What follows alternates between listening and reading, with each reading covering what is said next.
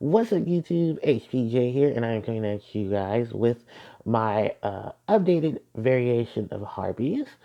So, just for right now, because we don't know what our TCG Forbidden Limited list looks like, and I would still need time to prep even after its release. This is pretty much what the variation I've been playing with since the middle of December till now, and it's something that I have been akin to because I do love variations that play Harpy Lady Sisters, and this is one of those variations. So I am taking full advantage of the mechanics of the game right now, and I hope you guys do enjoy. It's a little very different build of it. It's more so, I guess you would say it's more so of a fun variation than anything, but I do like the concept that this variation does have. So, without further ado, you guys, we're going to get started. And of course, we have to start off with the monster lineup. And it is 3 copies of Harpy Perfumer, 3 copies of Harpy Channeler, 3 copies of Harpy Harpist, and 3 copies of Harpy Lady 1. Then following that are 2 copies of Harpy Oracle, 2 copies of Harpy Queen, 1 copy of Harpy Dancer, and 1 copy of Harpy Lady Sisters. So that is it for the monsters. Then for the spells, I'm running 3 copies of Hysteric Sign, 2 copies of Elegant Aegis, 2 copies of Harpy's Hunting Ground, 2 copies of Alluring Mirror Split. Let me just move these 3 over. 1 copy of Harpy's Feather Rest, 2 copies of Call by the Grave, and 2 copies of Swallow's Nest. Alright, so we move on from that, and then we go on to the trap cards. I'm running 3 copies of Harpy's Featherstorm, 2 copies of Hysteric Party, and 3 copies of Torrential Tribute. So that is it for the main deck, 40 cards in total. Then for the extra deck, 3 copies of Harpy Conductor, followed by 1 copy of Great Fly, 1 copy of Beryl Low Dragon, and 1 copy of Beryl Sword Dragon. Then for the rest of the extra deck, I'm running 1 copy of Harpy's Pet Phantasmal Dragon, 1 copy of Tornado Dragon, 1 copy of Lightning Chidori, 1 copy of Castell, 1 copy of Ice Beast Zero Fine, 1 copy of Abyss Dweller, and then the last 3 are, of course, the Utopia package. Utopia, Utopia Ray, and Utopia the Lightning. So, this variation of the Harpy archetype in the Harpy deck pretty much just stands with its rank 4 setup, its ability to get into its link summons and then take advantage of the massive summon setup that it has to get into a lot of the bigger link monsters. So at the time of this recording, of course, we all know that the master rule will change in um, April. I don't have a deck built for that yet. I'm still kind of testing the waters with that a little bit more, just to figure out if I want to still include Link monsters or not include Link monsters, or still keep the combination of Link and Exceed, because I ain't growing in this variation, because I don't know Wind Witches. So, pretty much for the most part, I think we know what the staple setup has been. It's my 3 copies of Perfumer, my 3 copies of Channeler, and 3 copies of Harpy Harpist. So, we'll just start it off right at the bat. Harpy Channeler, discard a Harpy card, just to summon a Harpy monster to the board. If you control a dragon monster, her level becomes 7. So if you do want to opt to run Harpy's Pet, you have that option. I am, of course, running 2 big dragons in the form of Beryl Load and Beryl Sword, because in combination, you just want to... I normally just extend the field itself to play a lot of the big monsters that the deck can offer when it comes to exceeding and link summoning. For the most part, Harpy Channeler is one of the best of the Harpies, because she has the ability to summon multiple Harpies to the field. No matter what Harpy it is, with the exception of Harpy Lady Sisters, she can summon practically everyone from the deck to the field. Harpy Perfumer. So she searches for spells and traps that specifically list Harpy Lady Sisters in its text and add it from your deck to your hand. If you have control of level 5 or higher Harpy, when she activates her effect, you get an additional card, but it can't share the same name. So for the most part, Egotist, Hunting Ground, Alluring Mirror Split, Feather Rest if it's needed. So just pretty much most of those are my big targets. If I wanted to run Harpy Lady Elegance, it is an option. Of course, I also had used to run Triangle Ecstasy Spark just as a way to have an extended combo for the Harpy Lady Sisters. For the most part, triple Perfumer has just been a great key because I can easily get into her and then search for a lot of the pieces in case I need them, or search for combo setups for the following turn. Harpist searches for pretty much either Chandler or Perfumer. And in any wild case, she can get Harpy Dancer, she can get Harpy Oracle, or Harpy Lady 1 if needed. For the most part, she is just a discard outlet for Harpy Chandler, Hysteric Party, and those type of effects. And that's why she mostly stays at 3 because she has so many cards she can easily search for. So that is my triple set right there. And then, of course, I am running 2 copies each of Queen and Oracle. So the reason why it's just the 2 was is because, well, Oracle is an extender. And by extender, because of her ability to special summon herself, you control level 5 a higher Harpy monster. You're easily going to have this monster somehow being summoned to the field and then utilizing her recovery effect. Once the recovery effect goes off, you're easily able to pick up your Elegant Egotist, Hiding Ground if you popped it, your Glowing Mirror splits, just like a lot of those cards that fell off into the graveyard during the turn, you can easily get them back or get them back during your opponent's turn at that end phase. Which she also does become a great in phase type of monster when it comes to that area of the game. Heartbeat Queen, although being one of the bigger beat sticks in the deck for level 4, Heartbeat Queen's main majority of her purpose at that point is to either be a discard outlet or to search for Harpy's hunting ground, which although Oracle and Perfumery do already, in addition to Hysteric Sign, in case you can't get into any of them, Queen is that option. Queen's also a great standoff on her own because she means easy target to search off of Harpy Chandler. And then you can play around with that as well, which is why the setup is for the 2 of 2. All right, then we move on from these Harpies, and the only other single low-level Harpy to talk about is, of course, Harpy Dancer. And simply, Dancer is not a bad monster. It's just that Dancer kind of is stuck in the middle because people want to run Harpy Dancer, but people don't want to run Harpy Dancer in multiples because Harpy Dancer effect is more so something that needs to be on the field rather than being in your hand or in your graveyard. If she's in your graveyard, you're probably going to utilize her effect to bounce something back so that you can take advantage of its effect.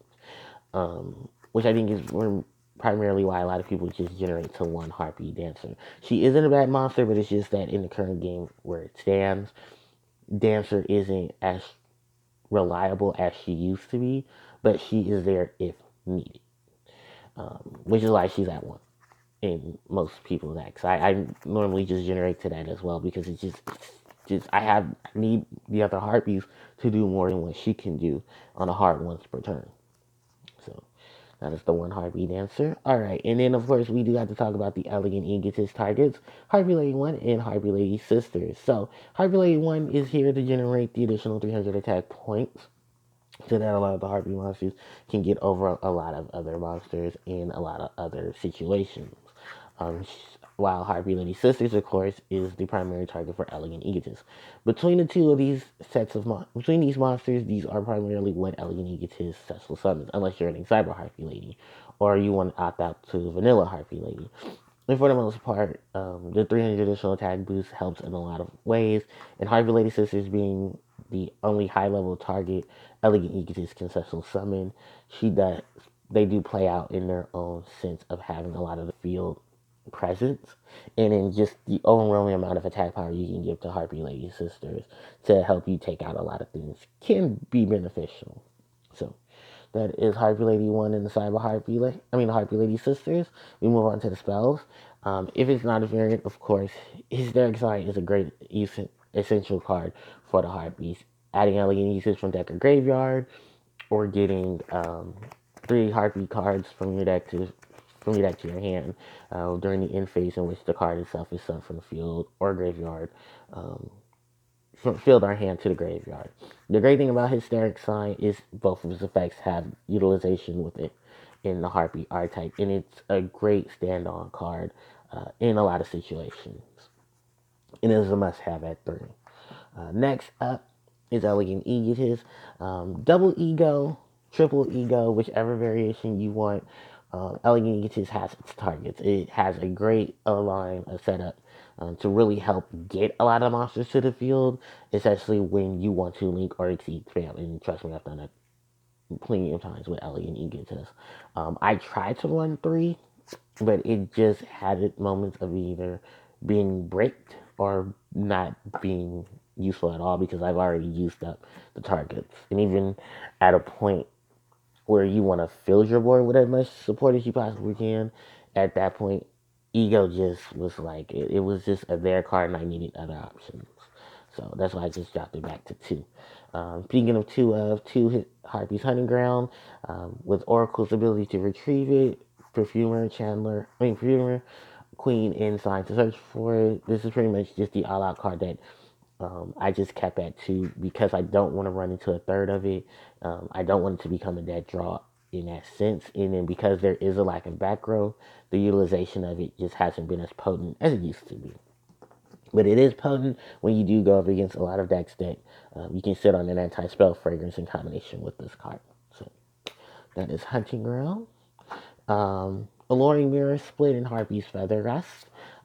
Pretty much your pot of avarice with Harpy's Feather Rest. And I have not really had much issue with that. I think it's actually been a lot more beneficial than I thought it would be.